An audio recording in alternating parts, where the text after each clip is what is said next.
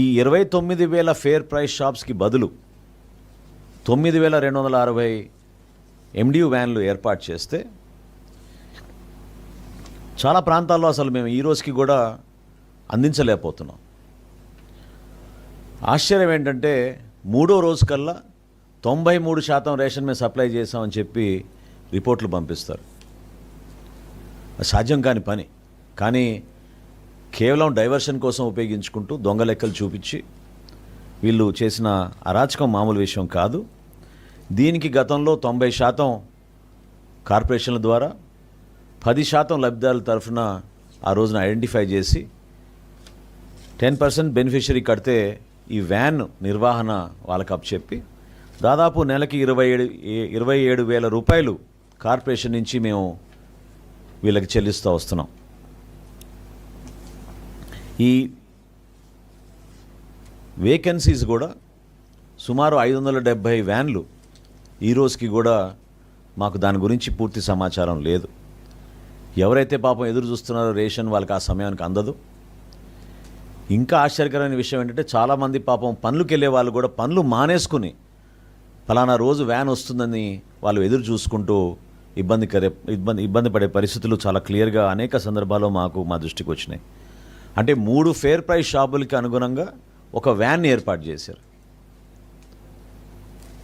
తద్వారా డైవర్షన్ చాలా భారీ ఎత్తున జరిగింది. ఇది అనేక కోణాల నుంచి మేము దర్యాప్తు చేసి మాకు వచ్చిన రిపోర్ట్స్ మేరకు అదేవిధంగా ఈరోజున్న ఆర్థిక వ్యవస్థ అంటే ఇంకా మేము ఇంకొక 385 కోట్ల రూపాయలు వెచ్చించాల్సి వస్తుంది వీళ్ళ కాలం మొత్తం పూర్తి చేసుకుంటే. అయినా ఏమీ ఉపయోగం లేదు. వినియోగదారులకు ఏ విధమైన అడిషనల్ సర్వీస్ ఇవ్వలేకపోతున్నాం. ఫేర్ ప్రైస్ షాప్ అయితే 1వ తారీఖు నుంచి 15వ తారీఖు వరకు ఉదయం నుంచి రాత్రి వరకు ఓపెన్ ఉండి వినియోగదారుడు ఎప్పుడైనా వెళ్ళి ఆ షాప్కి వెళ్ళి తెచ్చుకోవచ్చు. ఒకవేళ ఆ 2-3 రోజులు వెళ్ళలేకపోయినా ఖచ్చితంగా 15 రోజుల లోపే వెళ్ళగలిగేవాళ్ళు. అసలు ఎంత దురుద్దేశంతో ఈ స్కీమ్ని ప్లాన్ చేశారంటే ఎక్కడైనా మనం చూసాం ఒక వ్యాన్ కొని కేవలం 15 రోజులకే దాన్ని వినియోగించేటట్టు డిజైన్ చేశారు. నెలలో 15 రోజులు ఖాళీగా ఉండేటట్టు. ఖాళీగా ఉన్నా సరే ఆ డ్రైవర్కి ఆ ఖర్చులకి కార్పొరేషన్ నుంచి భరించేటట్టు ఈ నిర్ణయం తీసుకోవడం అనేది చాలా ఆశ్చర్యకరమైన విషయం. అంటే ప్రజలు ఏ విధంగా ఒక మంచి పరిపాలన కోసం ఎదురు చూస్తారో ప్రజాధనాన్ని దుర్వినియోగం చేసే విధంగా వాళ్ళ స్వార్థం కోసం స్వలాభం కోసం తీసుకున్న నిర్ణయం అనేది చాలా స్పష్టంగా కనపడుతుంది. ఈరోజు క్యాబినెట్లో మేము తీసుకున్న డిసిషన్ జూన్ 1వ తారీఖు నుంచి ఫేర్ ప్రైస్ షాపుల ద్వారానే పీడిఎస్ రైసు లబ్ధిదారులందరూ కూడా చేరవేసే విధంగా ఒక నిర్ణయం తీసుకున్నాం. దీంతో పాటు 65 సంవత్సరాల కన్నా ఎక్కువగా ఉన్న వయసులో ఉన్న వృద్ధులకు అదేవిధంగా దివ్యాంగులకు డోర్ డెలివరీ జరిగేటట్టు ఈరోజు ఒక నిర్ణయం తీసుకున్నాం. ఈ ఫేర్ ప్రైస్ షాప్స్లో కూడా మేము కొత్త యాప్ డిజైన్ చేసాం.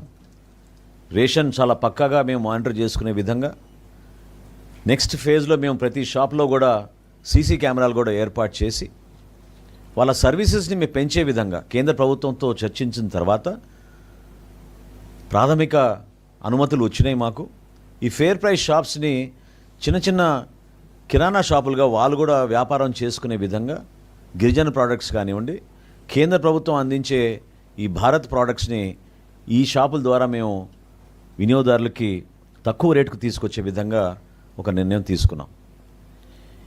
అదేవిధంగా ఈ 9,260 వ్యాన్లు ఎవరి పేరు మీద అయితే ఉన్నాయో బెనిఫిషరీస్ వాళ్ళందరికీ కూడా ఈ యాసెట్ని అంటే ఈ వ్యాన్ని ఉచితంగానే వాళ్ళకి ట్రాన్స్ఫర్ చేసే విధంగా ఒక నిర్ణయం తీసుకున్నాం. ఎందుకంటే వాళ్ళ లైవ్లీహుడ్ కూడా ఎఫెక్ట్ కాకూడదు.